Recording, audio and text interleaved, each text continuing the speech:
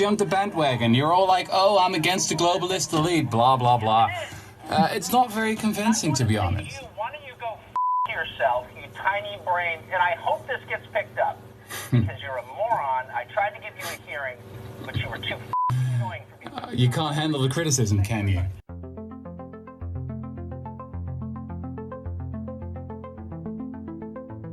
We gotta be talking about taxes. That's it. Taxes, taxes, taxes. All the rest is bullshit, in my opinion. I mean, it feels like I'm at a firefighters conference and no one's allowed to speak about water. That's one of the great moments, maybe the great moment in Davos history. Rutger Bregman is the author of Utopia for Realists, and he joins us now. Mr. Bregman, I can't stop laughing just listening to that. And part of it makes me wonder, are you the first person ever to note that people are flying private to talk about global warming and that none of them mention tax avoidance? Has anyone ever said that before at Davos that you know of? Oh, I'm not sure. I'm not an expert on Davos history, but it is a bit hypocritical, isn't it? Yeah, well, yes, it is. And others have noted that. We've noted it on this show. We've just never gone to Davos and said it out loud as you did. So if I was wearing a hat, I would take it off to you. What response did you get? Well, I mean, they were not very happy with me, but I'm just I think, a random Dutch historian who's basically saying whatever around the globe is thinking. You know, the vast majority of Americans, for years and years now, according to the polls, including Fox News viewers and including Republicans, are in favor of higher taxes on the rich. You know, higher inheritance taxes, higher top marginal tax rates, higher wealth taxes. It's all really mainstream. But no one's saying that at Davos, just as no one's saying it on Fox News, right? And I think the explanation for that is quite simple, is that most of the people in Davos, but also here on this channel, have been bought by the billionaire class. You know, you're not meant to say these things. So I just went there and I thought, you know what, I'm just going to say it, just as I'm saying it right here on this channel. Well, what was interesting, I thought, about what you said was you noted something. I mean, many people have called for higher taxes, but very few. Well, not on this channel, is it? I mean, almost all of the pundits on this channels for years have been against higher taxes, right? Even though the vast majority of Americans is in favor of it. I mean, I don't know. It would be interesting to know how many hours of Fox you've watched, but I'm interested in what you said about tax avoidance. So, yeah. I mean, just because someone faces a specific tax rate does not mean that person pays that tax rate at all. I don't think Netflix, for example, paid any taxes last year at all.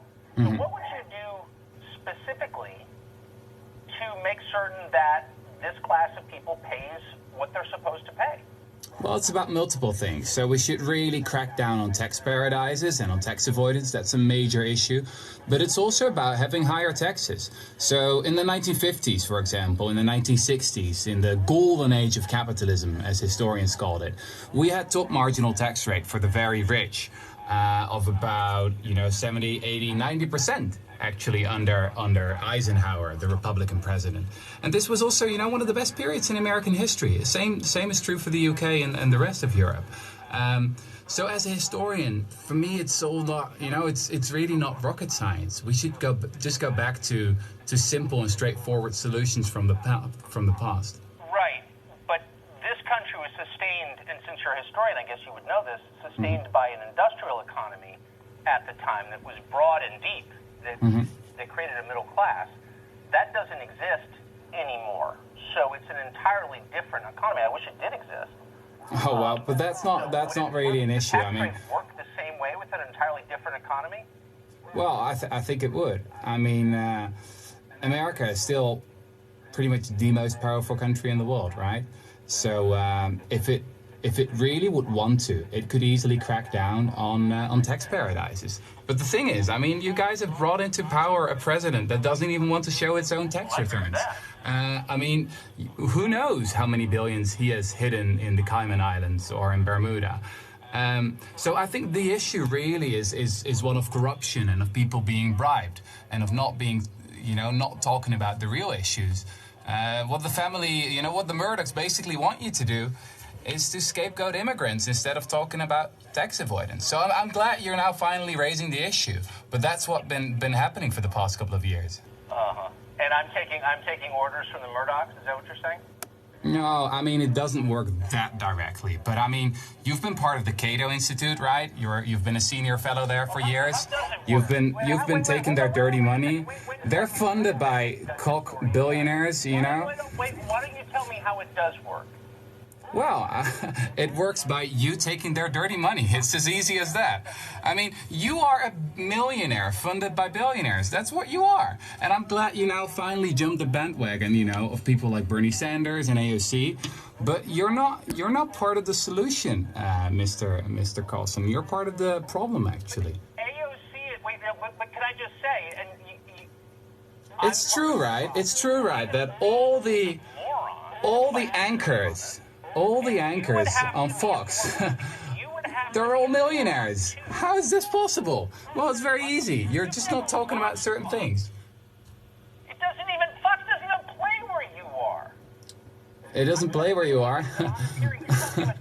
Well, have you heard of the internet? I can watch things whatever I want, you know? I have, actually. I can't say I'm a great fan of your show, but I do my homework when you invite me on your show. So, I mean, you're probably not going to air this, but I went to Davos to speak truth to power, and I'm doing exactly the same thing right now.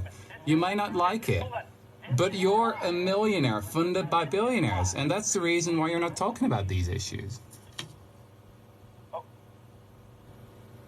I am talking about these issues. Yeah, only now. Come on, you jumped the bandwagon. You're all like, oh, I'm against the globalist elite, blah, blah, blah. It's not very convincing, to be honest. Why don't you go yourself, you tiny brain, and I hope this gets picked up, because you're a moron. I tried to give you a hearing, but you were too annoying for me. You can't handle the criticism, can you? There's a war on alternative media. There's a war where they're trying to criminalize political expression. There's a war where they're trying to criminalize free speech.